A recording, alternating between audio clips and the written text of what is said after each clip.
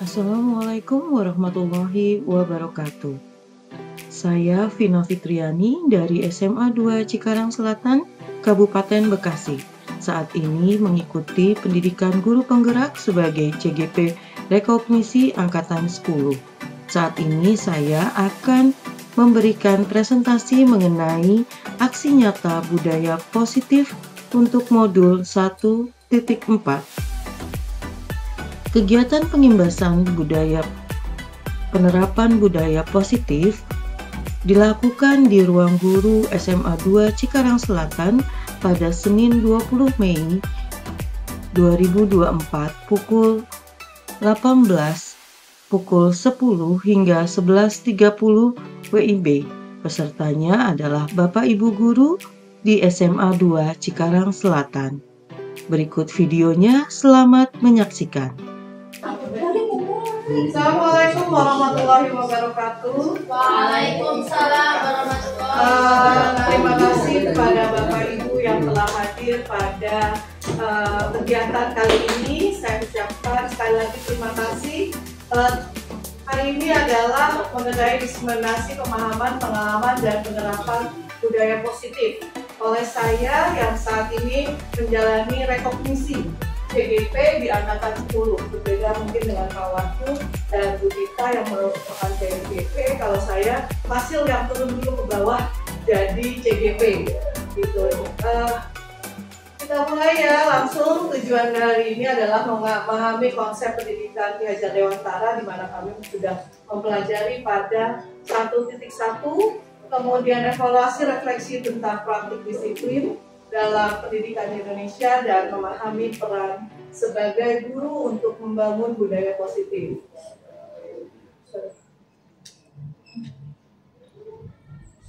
Selanjutnya adalah budaya positif itu apa sih? Budaya adalah nilai-nilai, keyakinan, dan kebiasaan di sekolah yang berpihak pada murid agar murid dapat berkembang menjadi pribadi kritis, penuh hormat, dan tanggung jawab.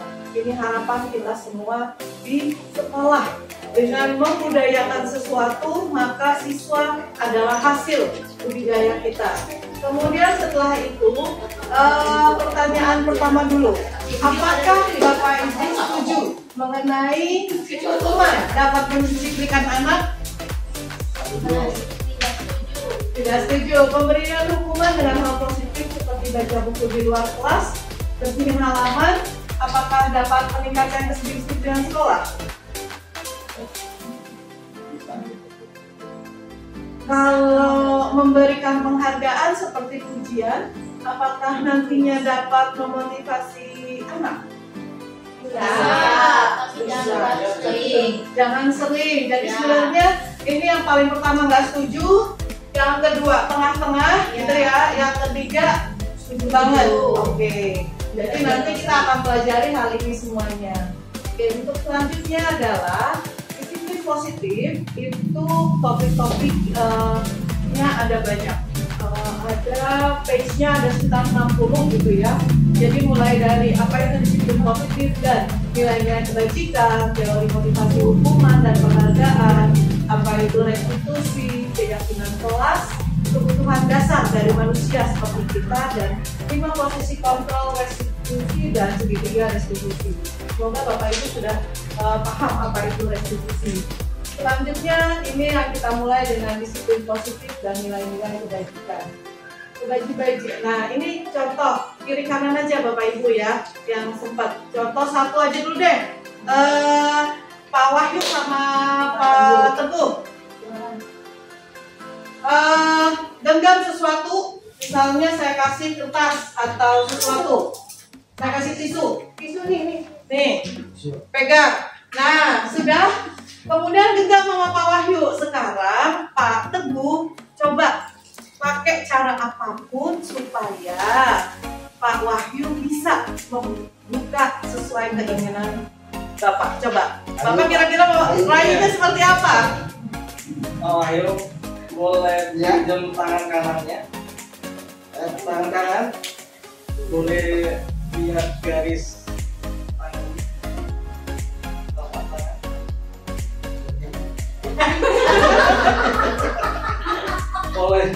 boleh dan tidak? Nggak boleh.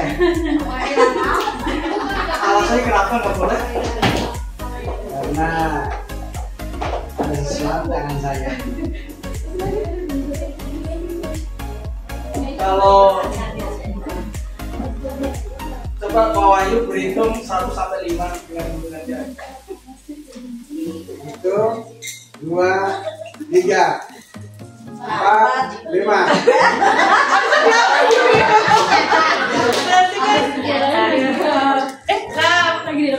Saya mau tanya dulu sama Pak Teguh, kira-kira susah nggak untuk membuka tangannya Pak Wahyu? Susah. Tergantung dari cara kita bagaimana untuk membujuk supaya Mau saya gitu mau ya? buka. Oke, betul sekali ya. Jadi sama kita seperti pada siswa. Kita mengatakan bahwa guru gampang mengontrol supaya siswa membuka tangan aja.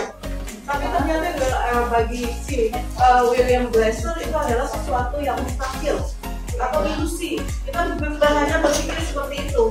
Kemudian ilusi bahwa semua penguat positif itu motivasi dengan baik-baik, dengan cara yang lembut, kemudian akan efektif dan bermanfaat. Itu juga ilusi Bapak Ibu.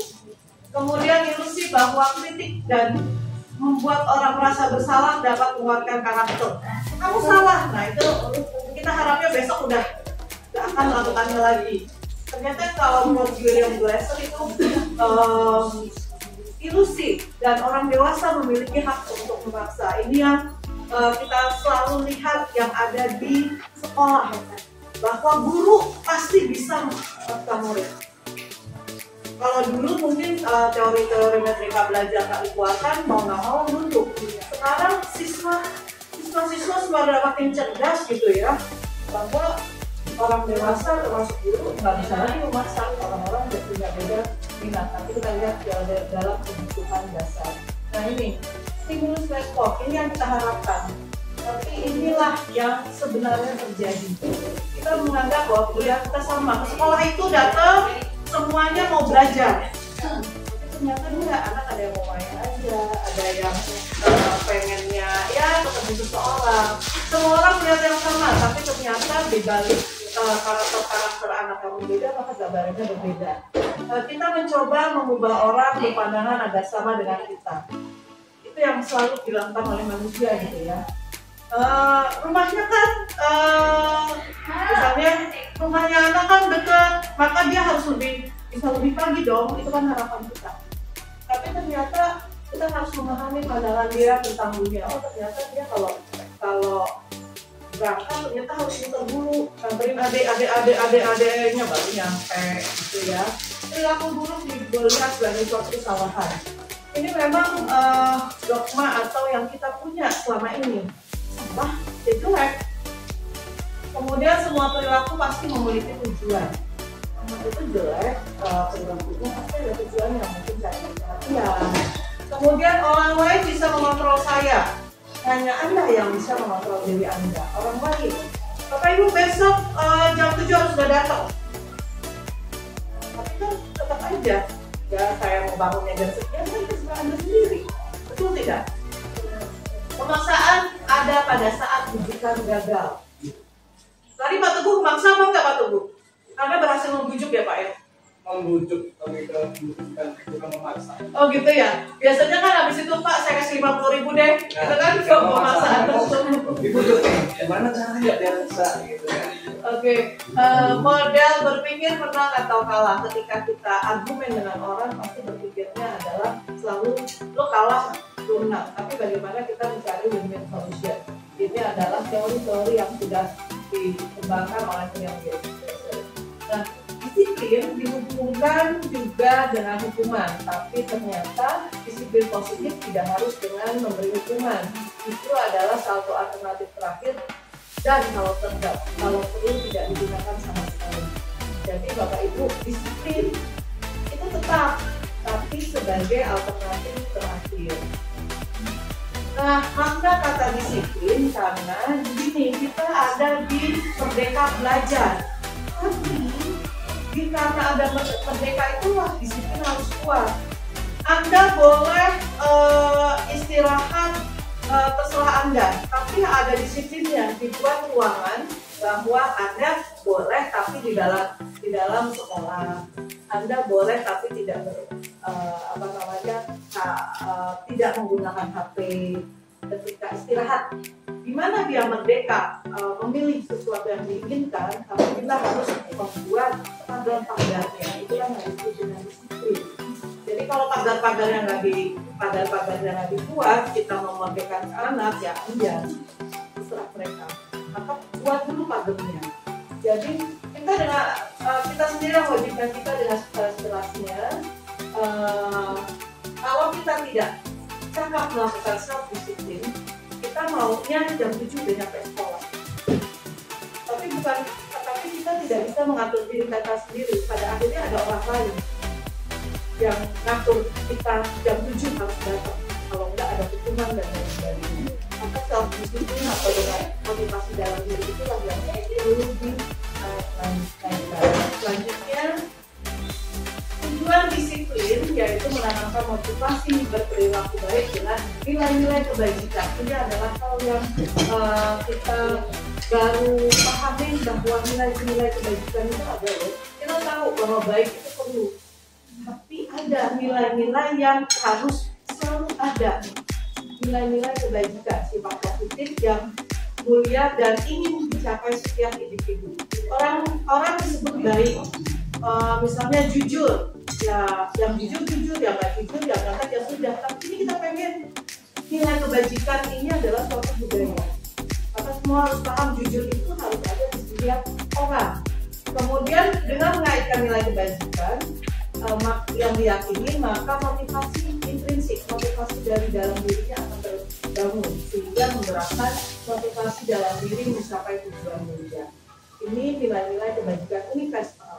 Semua pasti mengatakan tepat waktu adalah hal yang baik. Di seluruh dunia pasti akan bilang tepat waktu adalah hal baik, jujur adalah hal baik. Jadi ini adalah universal yang berlaku di semua tempat. Kemudian ini ada empati, ada rasa hormat, ada toleransi. Ini adalah kebaikan-kebaikan yang esensial atau diharapkan ada di siswa. Tapi pada akhirnya siswa diawali dengan profil pelajar Pancasilanya dulu, sehingga pada akhirnya akan mendapatkan nilai-nilai kebaikan universal. Nilai pelajar Pancasila sendiri ada mandiri, nilai kritis, kebinekaan global, gotong royong, kreatif, beriman, bertakwa. Ini adalah hal yang paling harus kita tanamkan kepada siswa.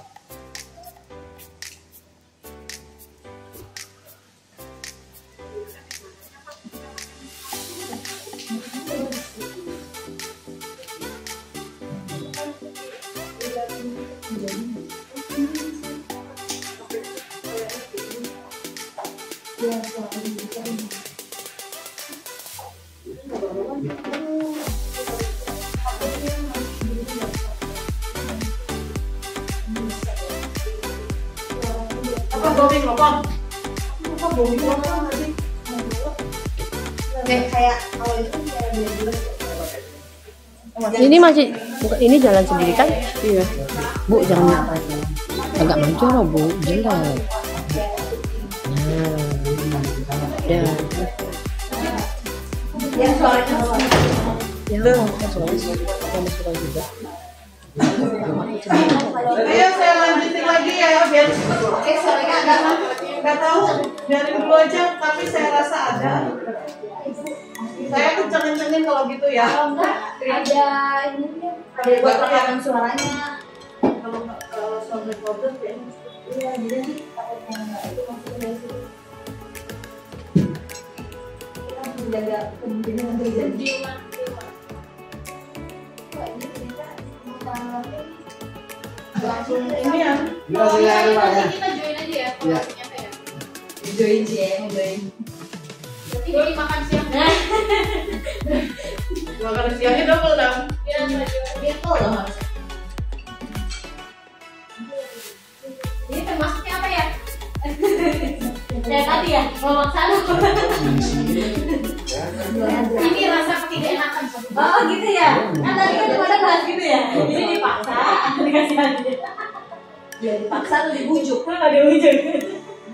Ini. Kalau kalian dapat ini, Oke, lanjut. di vokalisasi biar lantang. Oke. Nah, kemudian ada 9 karakter. Kalau tadi kita sudah memahami ada 6 dari profil pelajar Pancasila, dan inilah yang sebenarnya sama 9 pilar karakter bagi generasi Indonesia: cinta tanah air, cinta Tuhan, kemandirian, kejujuran, hormat, dermawan, percaya diri, kepemimpinan baik dan rendah hati, toleransi, kedamaian dan kesatuan yang diturunkan oleh Ki Hajar Dewantara. Sehingga inilah yang sebenarnya Bapak Ibu mengajar, bukan hanya mengajar secara kognitif, tapi juga mengajar karakter-karakter ini kita masukkan ke dalam pembelajaran kita. Nah, ini proyeknya. Jadi kalau ada, ya ini semua.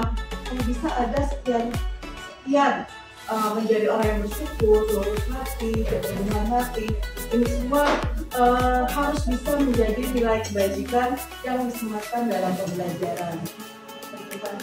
Nah, ini ada teori motivasi, hukuman, penghargaan, dan restitusi. Ini yang paling penting dalam suatu sekolah sebenarnya.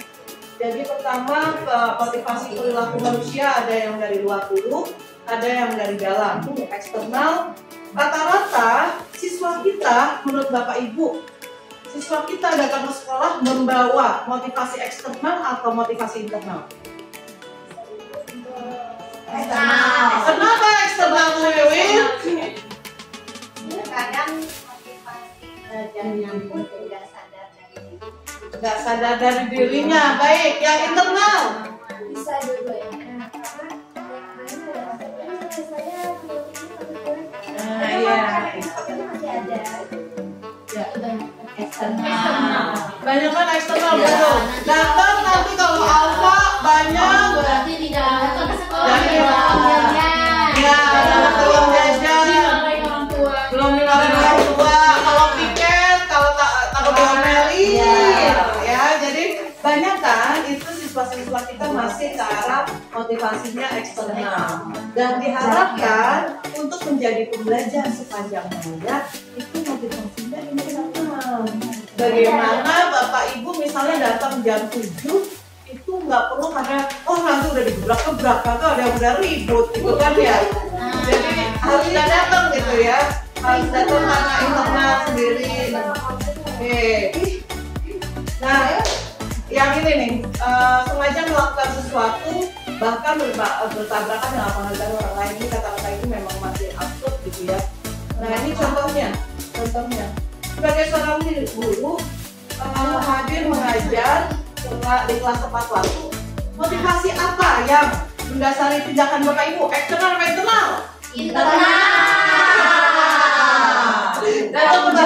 Apakah Bapak Ibu datang tepat waktu karena tidak ingin ditegur oleh atasan? Betul ya, berarti karena diri sendiri. Tidak karena pujian? Iya. Ingin atau Bapak Ibu ingin menjadi orang yang menghargai waktu? Iya. Bapak Ibu sendiri sebagai Oke, dan nantinya Bapak Ibu akan dicontoh oleh murid-muridnya. Itu yang betul ya Bapak Ibu.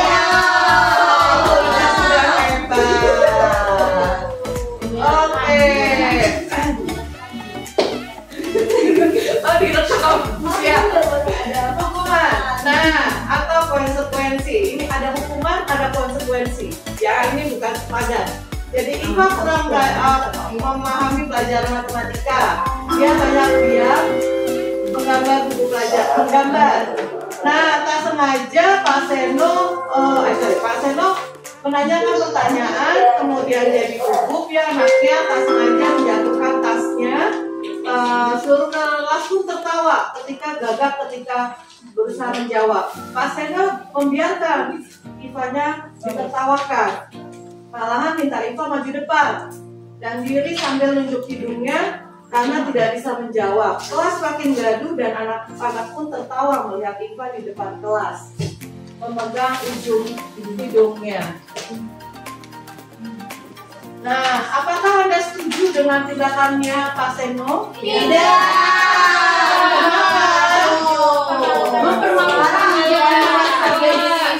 Itu sama aja Perundungan ya. Iya. Menurut Anda tindakan Pak Seno adalah hukuman atau konsekuensi? hukuman. Siap. Oke, jadi Bapak Ibu sepertinya sudah memahami perbedaan apa yang dimaksud dengan hukuman dan juga konsekuensi. Yang pasti pertama adalah anak membenci kedisiplinan, makanya dihukum, gitu ya. Ada konsekuensi, anak nantinya diharapkan akan menghargai disiplin.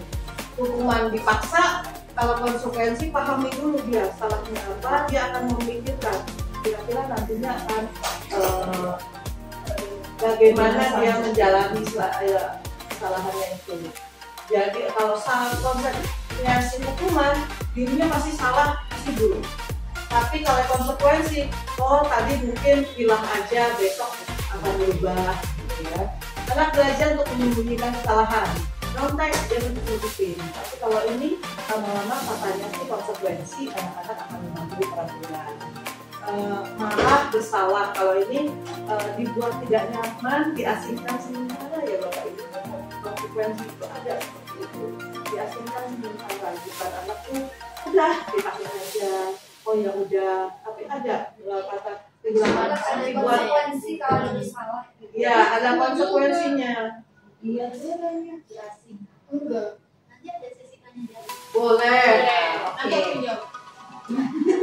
Ya, mencatat 100 kali hukuman ya Bapak Ibu. Ya. Lari mengelilingi lapangan karena terlambat, jadi nggak simetris ya rata-rata. Menggantikan tugas teman yang telah dicoret-coret, konsekuensi masih setara soalnya. Lari mengelilingi karena terlambat 10 menit, tapi di pelajaran PJOK masih satu setara, masih aman gitu loh. Nah, ini malah penghargaan Bapak Ibu. Tadi penghargaan, dihukum oleh penghargaan. Penghargaan maupun hukuman adalah cara mengatur perilaku seorang yang menghasilkan potensi belajar sesungguhnya. Ada yang bisa kasih komentar nggak? Jadi kalau misalnya besok datang cepat, Bapak kasih permen. Datang. Terus nanti besoknya dia bawa permen nih, apa misalnya sudah datang cepat, habis itu dia akan bertanya permennya mana? Iya. Itulah, jadi potensinya untuk motivasi intrinsiknya nggak muncul. Pemahaman bahwa datang cepat ya mengharapkan. Ya, tindakan belajar itu sendiri adalah penghargaan. Nah, datang jam 7 biar nggak terlambat. Pujian. Nah, ya, nanti ada sebenarnya dampak pemberian penghargaan. Jangka panjang, pengaruh penghargaan. Jadi ada pengaruh di jangka panjang dan di jangka pendeknya ada. Jangka pendeknya anak nanyain terus. Jangka panjangnya besok-besok nggak akan dikerjakan kalau nggak ada imbalannya. Merusak hubungan. Ih, kamu dapat melulu, saya enggak. Kamu diam aja nggak sih besok-besok gitu. Kamu besok terlambat ya gitu. Mengurangi ketepatan. Kemudian penghargaan yang menghukum dan mematikan kreatif. Mematikan kreatif misalnya dia menjadi tidak mau untuk membuka diri karena hanya untuk please menyenangkan orang lain aja. Hanya untuk menyenangkan orang lain aja, jadi nggak terlalu pengen karena dirinya sendiri. Iya, belum. Restitusi ini yang selalu dikeluarkan di kurikulum merdeka. Pembahasan restitusi itu banyak, yang pasti tantangan konstruktif bagi murid untuk memperbaiki kesalahan betul, sehingga mereka bisa kembali pada kelompok mereka dengan karakter yang lebih kuat. Jadi mereka sering terlambat, mereka sering terlambat gitu ya. Gimana caranya mereka tidak dikomen sebagai si tukang terlambat? Gitu. Maka ada yang namanya restitusi. Kemudian yang pasti di sini adalah untuk mencari solusi. Nah, jadi kalau misalnya hukuman, kita menyebutnya ada identitas gagal dan identitas sukses. Jadi ketika kita ngurusin siswa gitu terlambat dulu, misalnya ada yang kesal, maka kita sebutnya identitas gagal karena sudah memberikan hukuman. Tapi identitas sukses itu apa ya? Ada konsekuensi, walaupun ada anak tidak nyaman, tapi sudah disiplin. Tapi pada akhirnya murid menjadi menghormati peraturan. Ini identitas sukses. Nah, akan lebih baik lagi jika dia menguatkan untuk murid anak dalam jangka waktu panjang.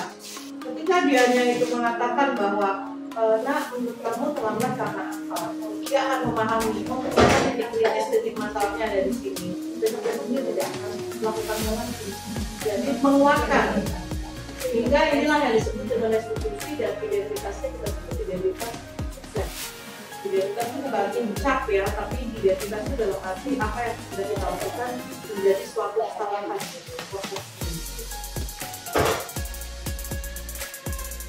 Nah, ini keyakinan kelas, Bapak Ibu. Keyakinan beda dalam peraturan. Kita punya tata tertib banyak gitu ya. Kita punya tata tertib banyak, tapi ternyata itu tidak mungkin sesuatu itu akan terbaca dan lain sebagainya. Tapi keyakinan kelas senantiasa berupa pertanyaan universal, kemudian yang positif, tidak terlalu banyak, satu aja, sebaiknya sesuatu yang dapat diterapkan semua warga kelas itu berkontribusi. Satu, untuk dipahami oleh semua siswa. Dipahami, kemudian bisa.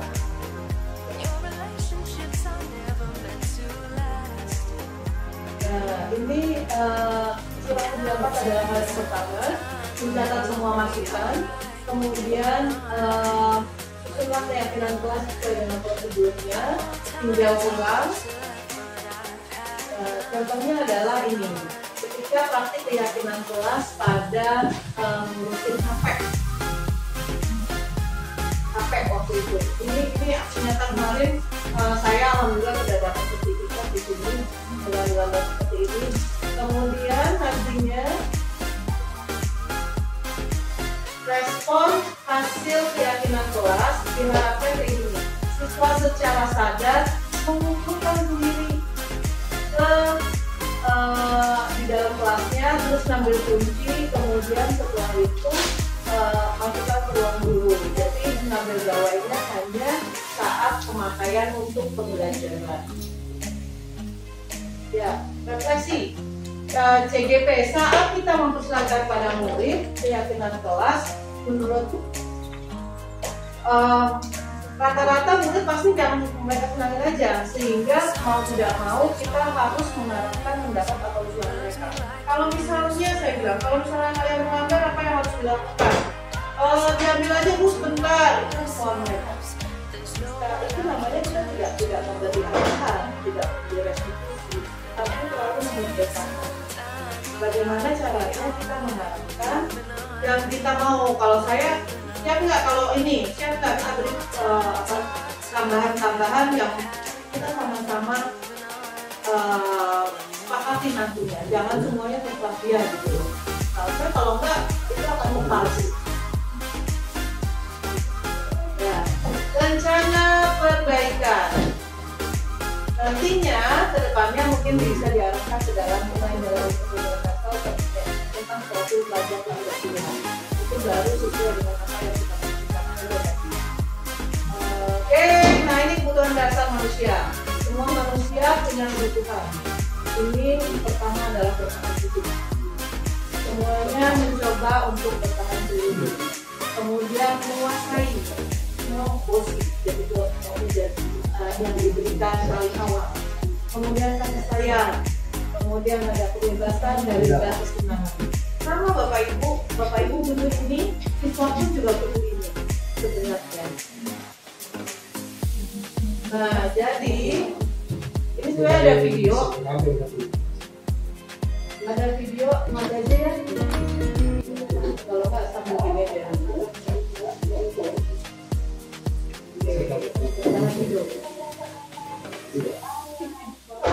Nah, nih, jadi kasih sayangnya, salam sapanya harus kita perkuat Bapak Ibu, karena ada kebutuhan manusia bahwa siswa pun ingin diberi kasih sayang.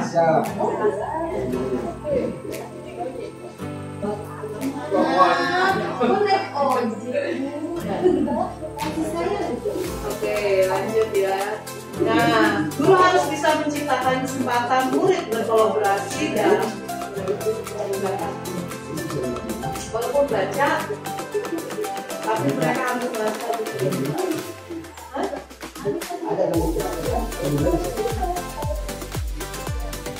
Oke.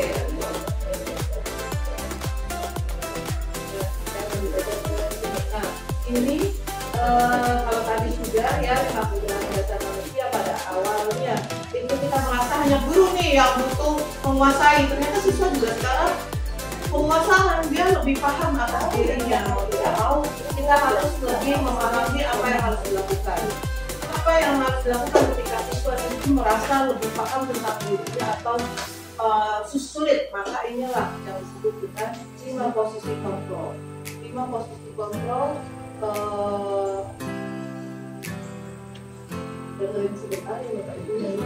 Nah itu ya. Bahagia itu yang Bapak Ibu sadar dalam penerapan disiplin positif dan positif. Salah satu program yang ditekankan adalah 5 positif kontrol. 5 positif adalah dalam posisi adalah perjalanan seorang pemilik misalnya ada 2 kali ini kita akan melihat kontrol yang digunakan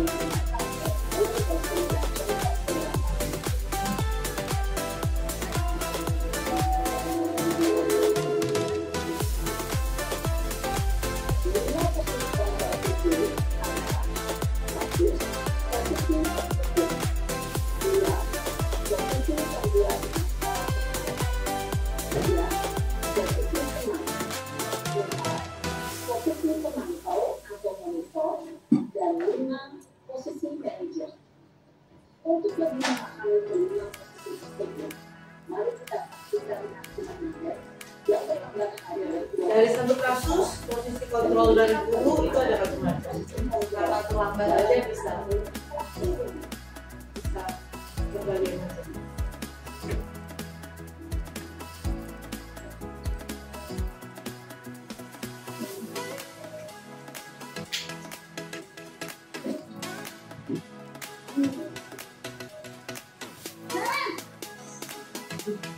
Gimana Bu?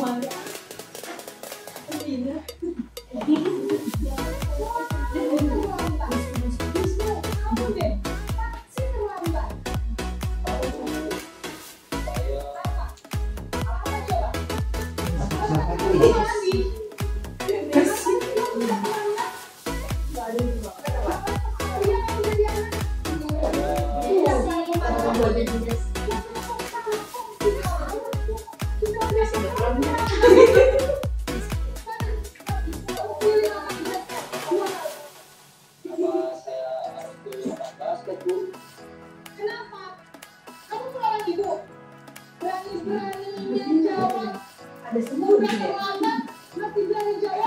Gila banget itu ya.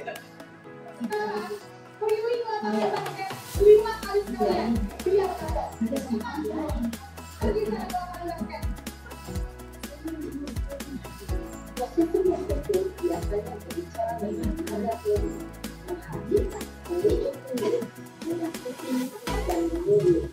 Dukungan bisa berupa fisik maupun psikis. Ibu dan bapak guru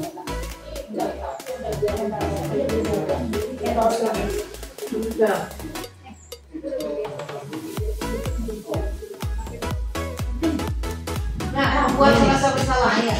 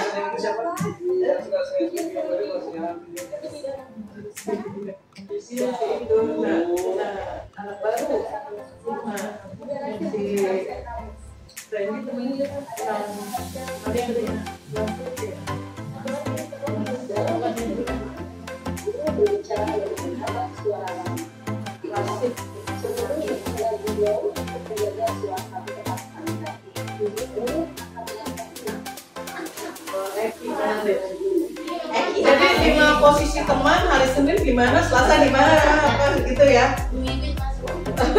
Uwin yang mana?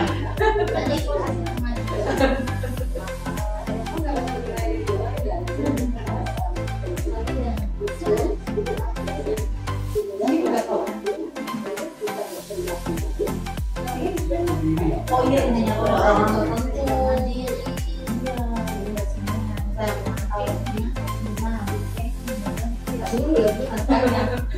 Gue mau ada. Pasti, masih.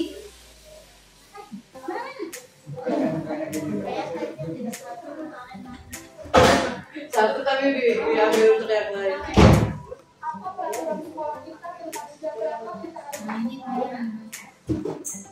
Kamu nggak harus pinjam berapa?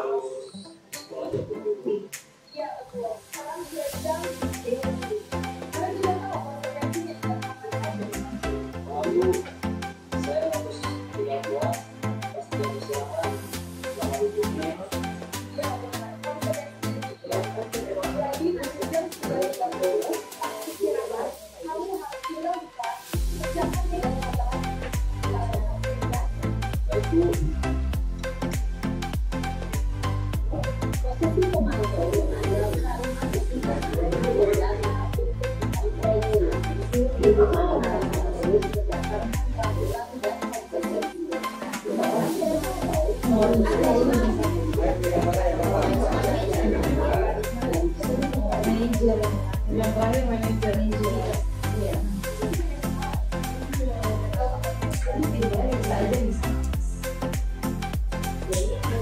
Iya kan, Bu, hari Senin harus apa? Kalau Selasa kan udah penghubung banget itu. Pagi mengisi aja.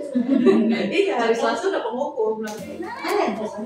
Nih, hari Jumat tiketnya harus begini nih.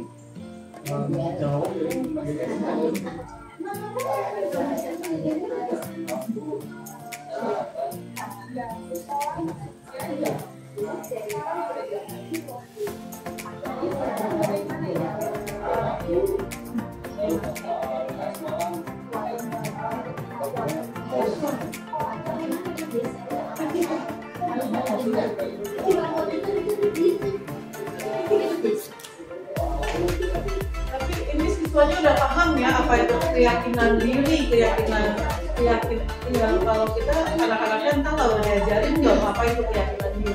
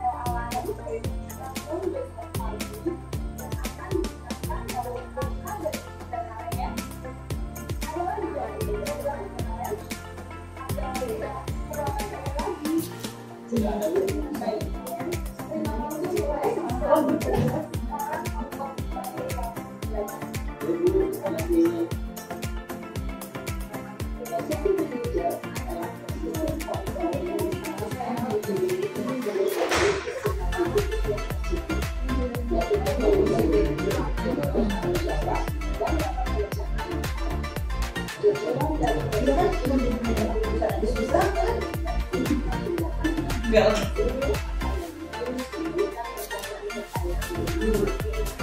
Satu orang dulu ya. Satu orang. Besok telatnya 20 gimana ya?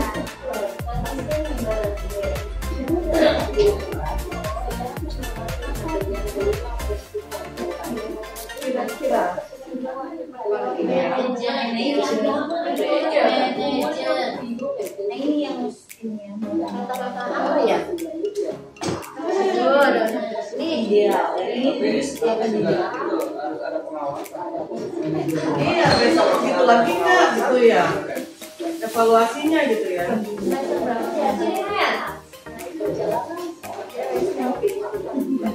Oke, saya lanjutkan ya Bapak Ibu. Jadi posisi apa yang paling ideal? Manajer. Oke, kita lanjut. Nah, ini identitas gagal mulai dari pemukul, membuat rasa bersalah, identitas berhasil. Kalau ada kontrol dari luarnya ya itu posisi teman, dan posisi pemantau, dan berhasil itu adalah manajer. Jadi kalau di sini berhasil ada 3, tapi tergantung eksternal ada 2, tapi supaya internal itu harus manajer. Siap Bapak Ibu? Jadi manajer. Siap. Siap.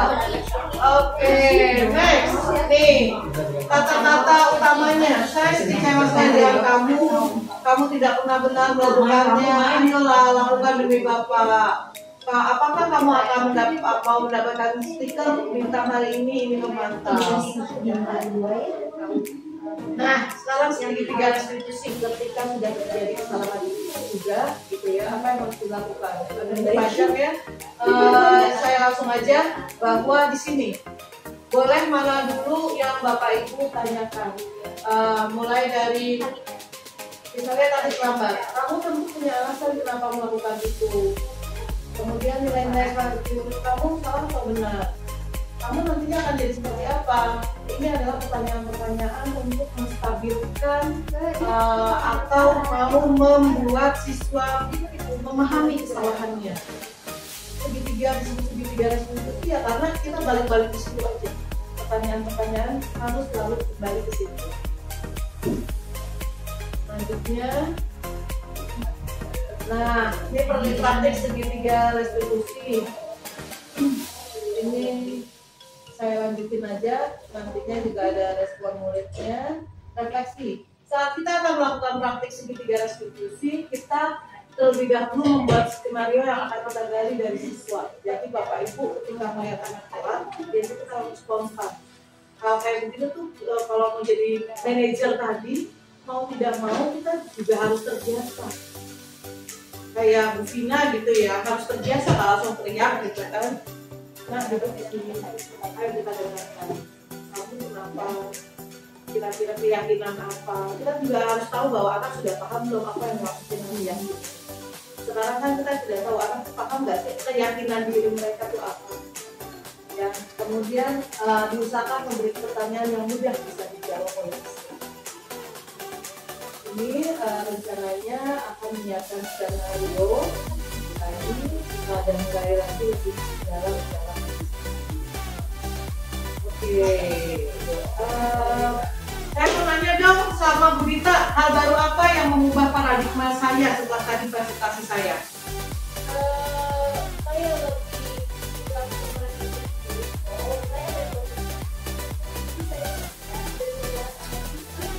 berkeinginan dari sejak apa? Berkeinginan untuk mencapai itu. Luar biasa. Bu Wiwin, perasaan apa yang muncul selama mengikuti diseminasi ini?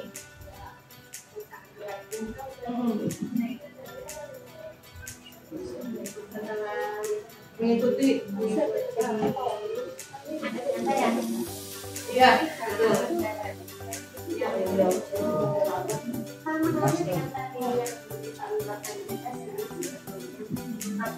Menjadi posisi sebagai manajer itu mungkin untuk mewakili dan kalau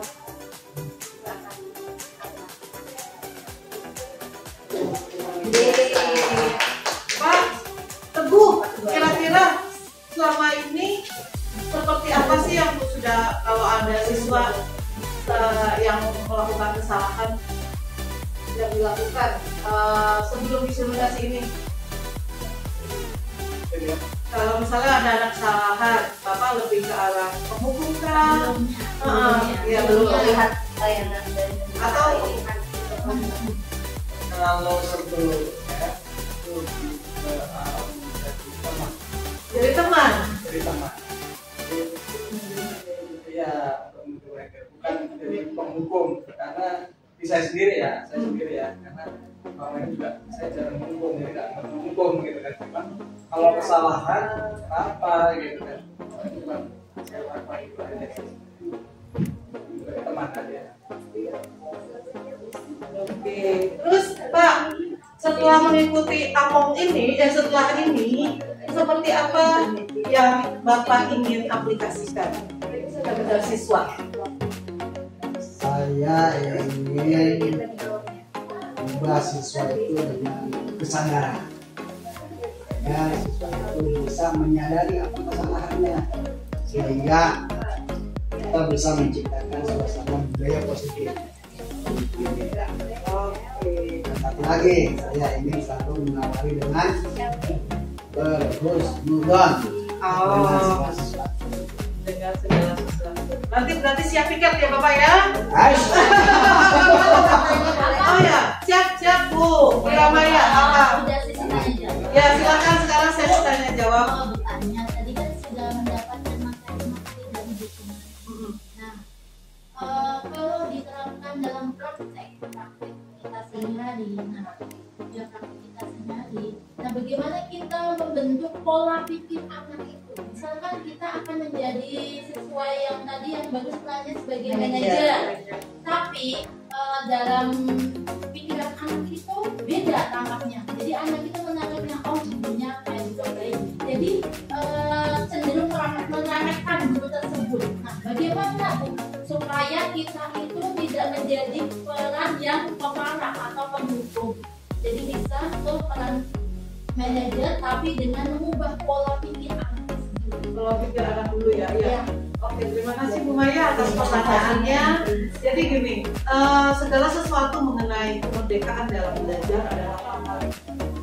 Metode pemerintah untuk mengajarkan pada kita adalah sosialisasi, kemudian pelatihan-pelatihan dan lain sebagainya. Sama seperti anak ketika kita pengen anak kita memahami yang namanya merdeka, tapi ada landasannya. Mereka kan hanya merdeka ya terserah gue, gitu kan? Mau tidak mau, apapun yang ada di kemerdekaan itu termasuk budaya positif, mari kita membuat suatu budaya. Ketika suatu budaya ada, contoh, kita cuma pengen membudayakan tepat waktu. Pertama ya gurunya dibuat tepat waktu, kemudian kalau terjadi keterlambatan, harusnya sih ada posisi manajer dengan kata-kata seperti itu, jadi bisa dikeluarkan ketika gurunya melihat anaknya terlambat. Oh, kamu terlambat. Pada akhirnya kan akan memunculkan hal yang sama ketika ditegur oleh posisi kepala sekolah misalnya. Jadi mau tidak mau, selain sosialisasi, kemarin kami juga sudah sosialisasi berdisiplin positif. Apa sih yang paling penting, kenapa dia harus disiplin? Nah, kalian tidak paham, yang penting sekarang umur 9, apa yang gue mau harus ada, bukan ya. Mereka paham bahwa disiplin itu baiknya apa, kebajikan dalam diri itu, dan posisi kontrol ini juga mungkin juga harus dipahami oleh siswa, bahwa guru juga berusaha loh untuk punya hal seperti ini agar suasana di sekolah sampai ada mendukung kerjasama. Jadi mau tidak mau sebenarnya ini tugas dalam layanan dasar. Ini bisa dengan sosialisasi, mungkin nanti Bapak Ibu jadi akan membuat keyakinan kelas. Wali kelas pun nanti akan membuat keyakinan kelas itu memperkenalkan disiplin. Jadi mereka juga memahami sesuatu yang disebut kemerdekaan dalam belajar. Setelah itu mereka memahami, oh, berubah itu memang sesuatu yang tidak cepat, tapi kita semua menuju ke sana. Ayo mari, kamu kalau misalnya meremehin guru, ini loh disiplin positif kamu harus muncul. Remehkan itu karena tidak menghargai orang. Jadi kita harus memahami dulu keyakinan diri itu apa saja. Meremehkan guru itu termasuk yang mana? Idealnya sih.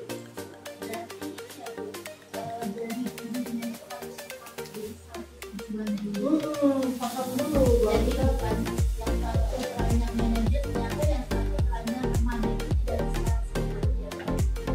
sebenarnya harus bisa seperti itu supaya kami juga nggak stres. Kalau kita melihatnya tadi Pak Teguh bilang itu ya mungkin karena beliau adalah guru mata pelajaran. Di awal itu bagaimana siswa itu tetap menyukainya sebagai guru, karena kalau dia langsung menghukum akan dendam, mata pelajarannya nggak akan disukai.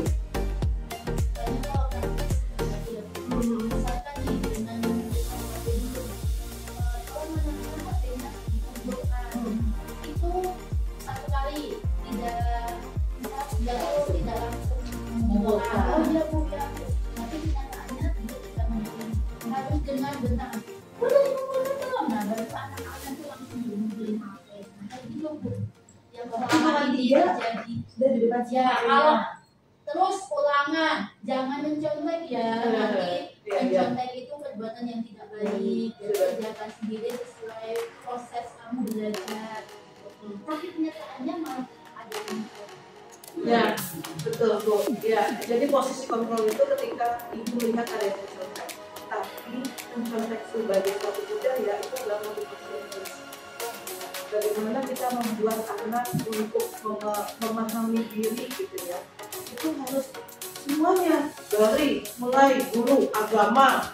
Nah, nyontek itu masuk neraka. Dari segi agamanya ada. Dari segi agama ada, dari segi undang-undang ada. Jadi muncullah suatu keyakinan gitu. Jadi kerjasama kolaborasinya di situ. Diharapkan memang kita kalau untuk guru makro tuh sebenarnya posisinya pembantu sebenarnya, tapi kalau sudah manajer itu udah teman. Karena apa? Karena pelajaran itu harus disukai.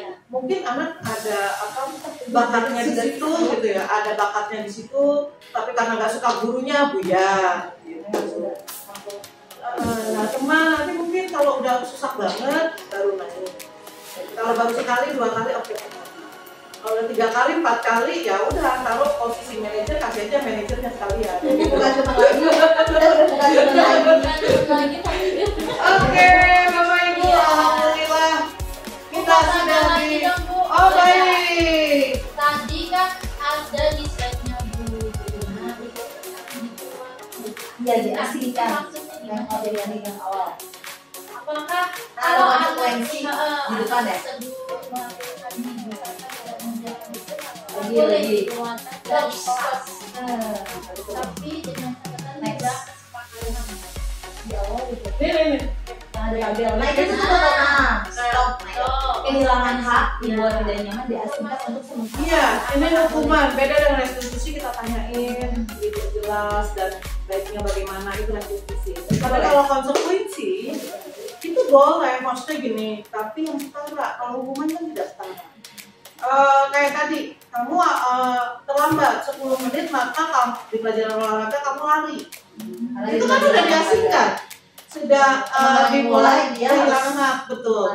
Karena dia harus hak dibuat tidak nyaman dulu kan, begitu. Jadi tetap itu konsekuensi, tapi hukumannya setara dengan apa yang dia kerjakan. Kalau misalkan nih, gimana dengan apakah boleh anak-anak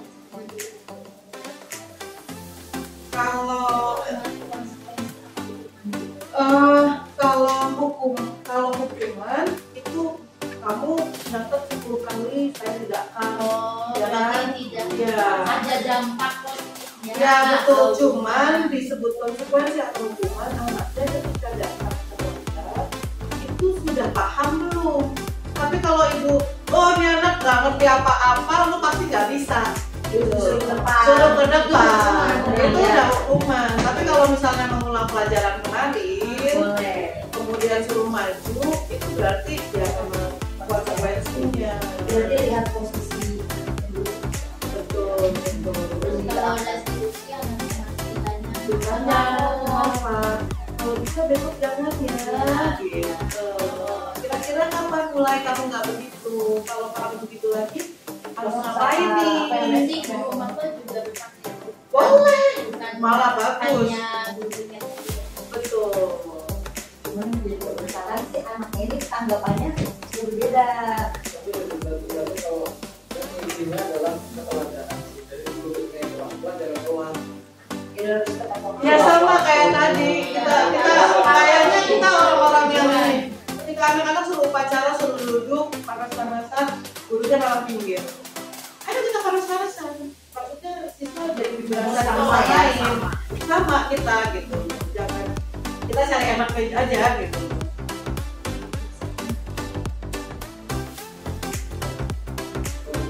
Orang yang keluar, kan jangan juga Dan harusnya kita kalau kita berangkat ke kelas B kita anak tahu ya sama iya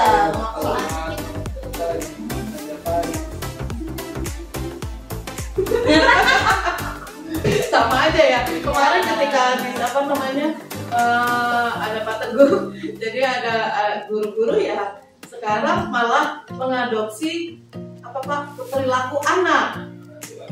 Bukan anak mengadopsi guru, anak suka terlambat, guru suka terlambat, anak suka pakai sendal, guru jadi bukan sendal. Apa suka kabur dari pelajaran, guru pun juga begitu. Jadi kebanyakan seperti itu, betul nggak? Jadi terbalik, gurunya ini. Ya, keteladanan tadi kata Pak Teguh. iya teladan aja. Baik, Contohkan dulu yang baik. baik. Oke, Bapak Ibu, terima kasih banyak atas kehadirannya. Alhamdulillah di seminasi ini semoga memberikan insight baru, pandangan baru bagi Bapak Ibu mengenai budaya-budaya yang harus kita kuatkan untuk menguatkan karakter anak. Terima kasih. Assalamualaikum warahmatullahi wabarakatuh. Waalaikumsalam.